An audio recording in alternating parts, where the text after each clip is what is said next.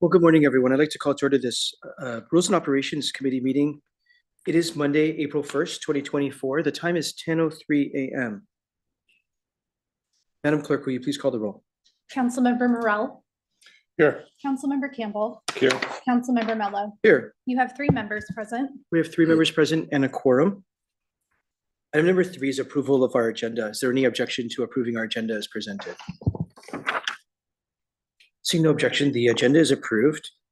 Item number 4 is approval of minutes of the March 25th, 2024 meeting. Any objection to approving our minutes as presented? Seeing no objection, the minutes will be approved. Thank you, Madam Clerk.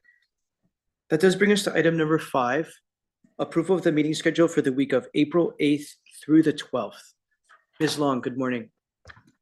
Good morning. This is your meeting schedule for April 8th through the 12th. On Monday, the 8th of April, beginning at 10 a.m., you have your Rules and Operations Committee meeting. You'll be approving the meeting schedule for the week of April 15th through the 19th and the council agenda for April 16th. There's one proposal on this agenda, and that is R 2024-149. This is a resolution authorizing the submittal of the Schoolhouse Creek Culvert Replacement at Mouth project to the Puget Sound Acquisition and Restoration Large Capital Grant Program for funding through the RCO. And this has an April 16th final hearing date. At 11 a.m. on Monday, you have your regular Monday study session, and I am seeing just your usual agenda items for that day. And on Monday, the 1:30 Public Safety Committee has been canceled. So we will move to Tuesday, April 9th, beginning at 9:30 as an Economic and Infrastructure Development Committee meeting. There are 3 presentations or discussion items on that agenda. The first is the Community Spring Cleanup Plan, and that will be with Planning and Public Works staff. Next, you have the Litter Cleanup Campaign, also with Planning and Public Works staff. And then finally, you have the Sewer Connection Program discussion, and that's also with Planning and Public Works staff. At noon on Tuesdays, your regular Tuesday study session, and looks like just the usual agenda items there. And then at 3 p.m. is your regular council meeting. On Wednesday, April 10th, beginning at 1:30, you do have a select committee on homelessness, and there are 3 discussion items there. The first is the Comprehensive Plan to End Homelessness update. That will be with Human Services staff. Next, you have this Stability Site Planning, also with Human Services staff. And then finally, you have the Unified Regional Approach Update, and that will be with Leibeth Merrick from our staff. And though that is the meeting schedule for April 8th through the 12th. Thank you, Ms. Long. Are there questions about the meeting schedule for the week of April the 8th? I don't see any. Vice Chair Campbell for a motion. Thank you, Chair. I move to adjourn this meeting.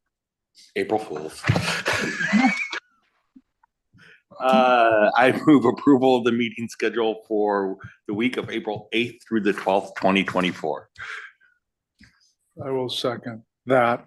Thank you for keeping us on our toes. It's been properly moved and seconded that we adopt the meeting schedule for the week of April 8th through the 12th, 2024.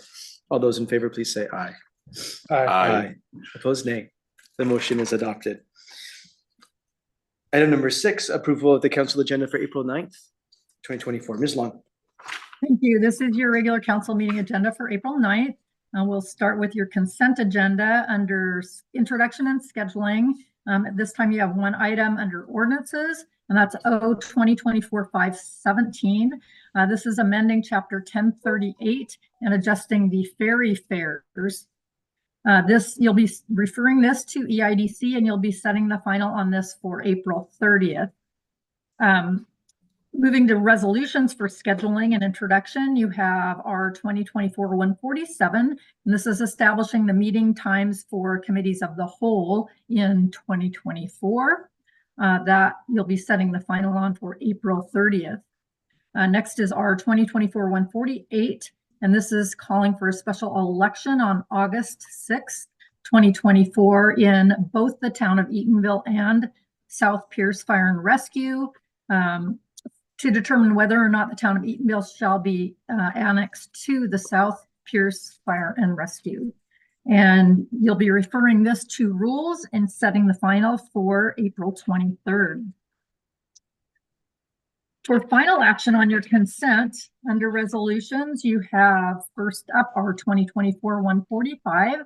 And this is confirming the appointment of one new member to the Pierce County Allocation Advisory Committee for Prevention Programs.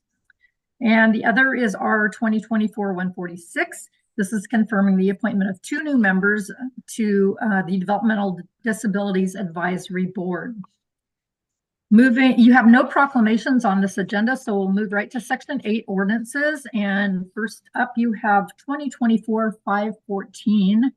This is amending a previously adopted ordinance, adopting new voting precinct boundary maps, and setting an effective date. You will be hearing this in rules this morning, and we'll add the committee recommendation to this agenda. The other ordinance on that agenda is 2024-516. This is directing that the notice of funding availability process set forth in the county code at chapter 2-111 be utilized when soliciting applications and awarding funding from the Housing and Related Services Fund and amending chapter 448 of the code. And this will be heard tomorrow in Health and Human Services. And again, we'll add the recommendation to this agenda. Moving to Section 9, resolutions, you do have one item here. It's our 2024-143. This is setting the date of an evening district meeting. This is the district number 2 council meeting. It will be Wednesday, May 1st at 6 p.m. at Milton City Hall. And those are your agenda items for the April 9th council meeting.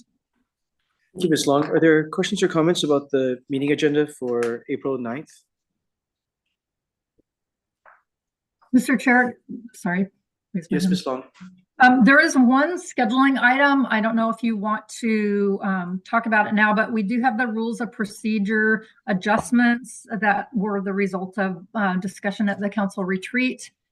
And whether you'd want to put this on this consent agenda or tomorrow's or whatever your desire is. But I think that the desire that I understood was to get this moving. So it's up to rules to think about that. I would ask that rules schedule it on the consent agenda, and of course the content will come to rules for consideration. And we can also schedule a study session since all members are interested in our rules of procedure. So I might suggest that as our process. We talk about the content in a study session. It go through our normal formal hearing process here at rules, but I would ask rules to consider it and schedule it on the consent agenda because we know how long things take to move through our system. So that would be an introduction of ordinance, right, Ms. Long? Yes, so that would be in addition to your consent agenda. It would be under B1B of your consent. It's the rules of procedure ordinance. We'll get the title on there. I'm assuming you'd be referring this to rules and then setting the final for a couple weeks later. Yeah. Okay. To give it 2 weeks. Yes, so we will add that to this agenda. Thank you. Vice Chair Kimball. Thank you. I would like to move that we amend the council agenda for April 9th to include the aforementioned ordinance to the consent agenda and approve it as amended. Second. It's been properly moved and seconded that we adopt the meeting agenda for April 9th, including the addition of the rules of procedure ordinance as 1B under the consent agenda. All those in favor, please say aye. Aye. Opposed, nay. The motion is adopted. Thank you, Ms. Long. That brings us to item number 7. Proposal O 2024-514. Madam Clerk, please read the title into the record. Proposal number O 2024-514, An ordinance of the Pierce County Council amending ordinance number 2022-14S, adopting new voting precinct boundary maps pursuant to chapter 29A.16 of the revised Code of Washington and setting an effective date. Thank you. Ms. Long to brief the committee. Thank you. Good morning again. So this proposal, stated in the title, will adopt new precinct boundaries and maps for Pierce County. In this particular ordinance, the adjustments proposed do two things. One, they bring the precinct boundaries into conformance with the statutory limitation on active registered voters. So the statute does provide that there can be no more than 1,500 active registered voters in each precinct.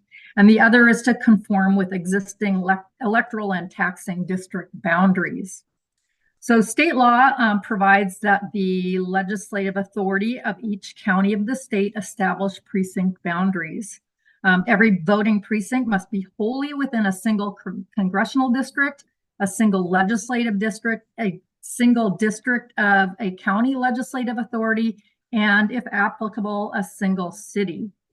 And again, the number of active registered voters is limited to no more than 1,500 per precinct.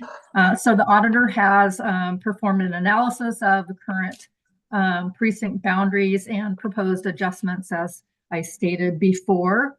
I will note that the final hearing on this proposal is April 9th, and you'll be setting the final on this for April 28th. The boundaries proposed are listed in Exhibit A. I will note that there are 9 proposed map changes.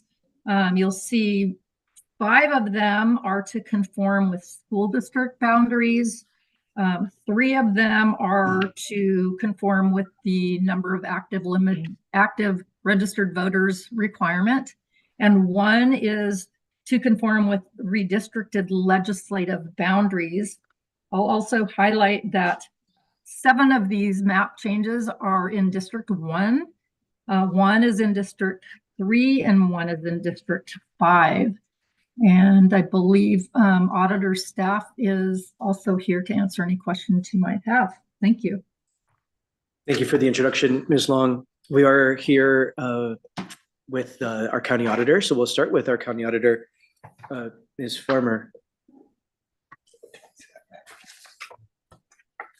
Good morning, Chair, Vice Chair, and Council Member. My name is Linda Farmer. I am the Pierce County Auditor, and we are here to bring forward 9 voting precinct boundary changes to you. The county's professional election staff is constantly monitoring our boundaries, and they do come up for routine changes like some of the ones that we're going to talk about today. I'd like to introduce Kyle Hawk, our elections manager, and he'll take it from here.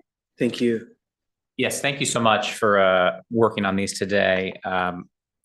We're available to answer any questions on these. Most of them are, again, very technical.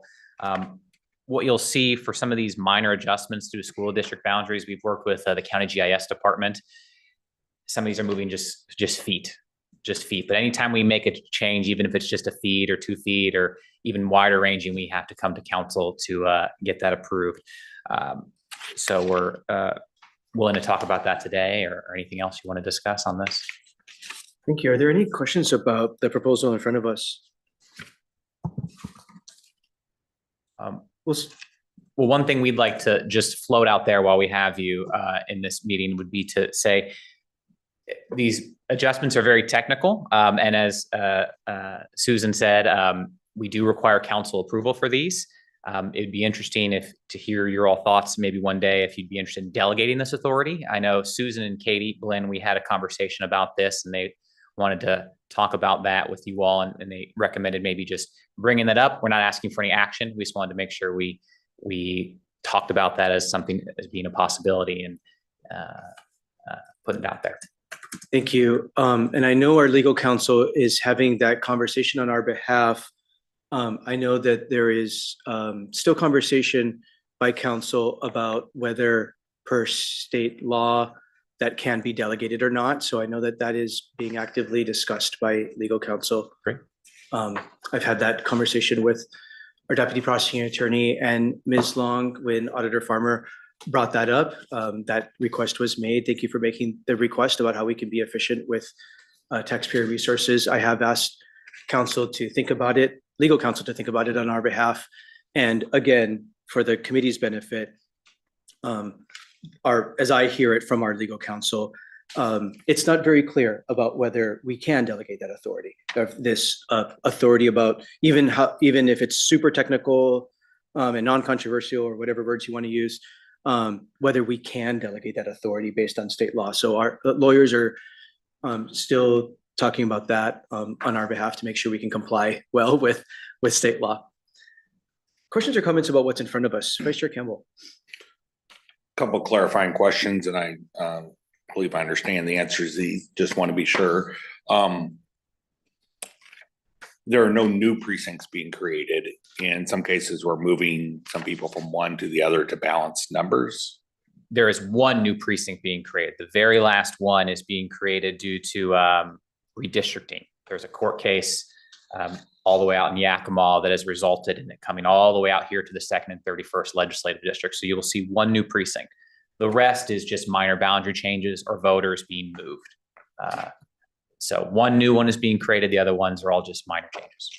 Okay. And then I do see on several of these maps where it's just like sometimes not straightening out the line because the line was a little more crooked than what the computer drew it as. And to me, those technical ones seem like something that could be handled in-house. But if we're creating new precincts or something like that, that's something I would want to see done before council. Totally understand. Thank you, Chair. Thank you. Councilmember Morel. Thank you, Mr. Chair. Yeah, interesting as these lines are moved. Thank you for bringing it forward and, making us aware of what's happening out there. My questions are more to the whereases. Can you define an active voter? Yeah. An active voter under the law means they currently are registered and they're receiving mail. The distinguishing is inactive voters. So an inactive voter has was active at one point. We mailed them something. It bounced back to us. So we no longer mail them anything until they reach out to us. So those are kind of the difference between an active and inactive voter. Okay, so the active one accepts your mail. The inactive one gets bounced back. It's not based on their voting record. No, Okay. got nothing to do with the voter record. Okay. And, I will agree that a lot of these are technical in nature, but it is interesting to see how the dominoes play out, still wrestling with redistricting challenges. So thank you for bringing this forward, and I have no further questions. Thank you. And I'll add one more thing on the final precinct. There's currently, I believe, as of this morning, still litigation in front of the Supreme Court. I don't know if that'll be stayed or not. And if that does, then we'll get back to you to make another change possibly. Thank you, Mr. Chair. Thank you. Ms. Long, with that last point in mind, the Supreme Court case related to those South Central Washington legislative districts, as I understand it, being consistent with the Voting Rights Act, and the impact that it's having with other legislative districts to be compliant with the Voting Rights Act. If the case is stayed, what do we do with the precincts we're changing because of the litigation? That's a good question. I'm not going to answer off the cuff. But maybe the auditor's counsel has discussed that with her on how to handle that particular situation. I know the timing is an issue here. Yeah, that's why I raise it, because I know I know you're getting ready for an August election and filing. So Section 2 does give us a little bit of authority of this ordinance that you're granting us to make a few minor tweaks if during implementation we find something that we need to fix. And we've used that in 2022 as well. We could probably make something work with that. And if the precinct's created, the way a precinct works is it's just this district inventory. We would just not, meaning these are all the different, the congressional, the county council. We just wouldn't change the legislative district. So even though you created something, it may be created unnecessarily, but it wouldn't hurt. You just created something. Okay, so as you understand it, you have the flexibility to deal with that this year. Totally be okay. Great. Ms. Long, before we open it up for a public hearing, I also do want to come back and make sure I captured the current conversation happening with legal counsel here at the county. I want to be responsive to the auditor's request and question of counsel about delegating this kind of authority. Can you correct me, Ms. Long, if I've misunderstood the debate happening amongst legal counsel on our behalf? No, I think you actually captured it correctly. So the question really is, can the county council in Pierce County, being a charter county, delegate the authority to draw the precinct boundary lines under the current statutory language? And so that's the research we're doing. That's the discussion that we're having. And we will have more conversation. We started this at the end of last year. And then we didn't really wrap it up and come to an actual conclusion, but we've been tossing around, having a good debate, doing a little research. And so we'll continue that conversation and come up with a recommendation for the council and the auditor. Thank you, Ms. Long. Again, for the committee's benefit, I didn't want the committee to debate that if our legal staff determined that it wasn't even an option. So first question is it even legally permissible under state law for a charter county to delegate the authority? And then if it is, then does council want to delegate the authority or not? Perhaps we don't want to delegate the authority for any number of reasons. Maybe we do. But before we spend time with that conversation, first things first, we need to get the threshold question answered. So thank you, Ms. Long. I don't see any of their hands from committee members, so we will open this up for a public hearing on ordinance 2024-514 related to new voting precinct boundary maps. There's no members of the public here in council chambers. Mr. Weinsberry, anybody in our Zoom room wish to provide public comment? Yes, sir. For any members of the public who wish to provide comment on proposal number 2024-514, press the raise hand icon on Zoom or *9 on your telephone keypad. And I see no hands at this time, Chair. Seeing no hands, we'll close the public hearing, bring it back to the committee. Are there final comments or questions by committee members? I don't see any. Vice Chair Campbell for a motion. Thank you, Chair. I move proposal number 2024-154 be forwarded to the full council with a do pass recommendation. 5-1. Second. It's been probably moved and seconded that we advance ordinance 2024-514 to the full council with a due pass recommendation. All those in favor, please say aye. Aye. Aye. Opposed, nay. The motion is adopted. Thank you very much. Is there any other business by committee members this morning? I don't see any. Ms. Long, Ms. Murray, any other business for the Rules and Operations Committee? From staff, thank you.